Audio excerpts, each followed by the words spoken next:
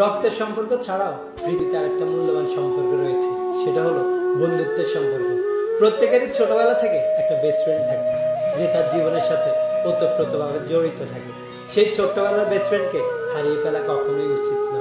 আসলে মানুষ মানে পরিবর্তনশীল, মানুষ বদলায়, কারণে অকারণে বদলায়। আপনার যে বেস্ট ফ্রেন্ডের সাথে কথা না হলে আপনার সময় কাটতো না, আজ হয়তো অনেকদিন হয়ে গেল তার সাথে কথাই হয় না। যার সাথে বিকেলবেলা আড্ডা না দিলে আপনার পুরো দিনটাই মাটি হয়ে যেত, আজ হয়তো তার সাথে আড্ডা ছাড়াই অনেকটা দিন কেটে গেল। যার সাথে মনের কথাগুলো শেয়ার না করলে আপনার রাতে ঘুম হতো না, আজ হয়তো অনেকদিন হয়ে গেল তার কথা মনেই পড়ে না।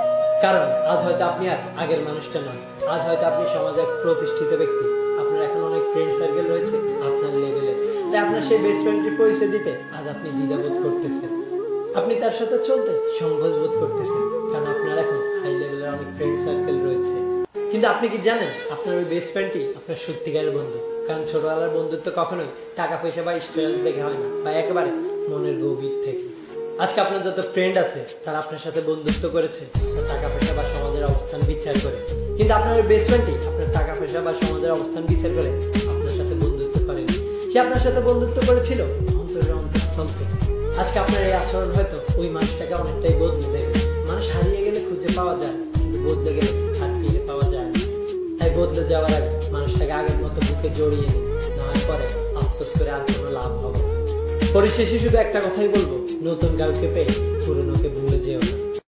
কত ঝগড়া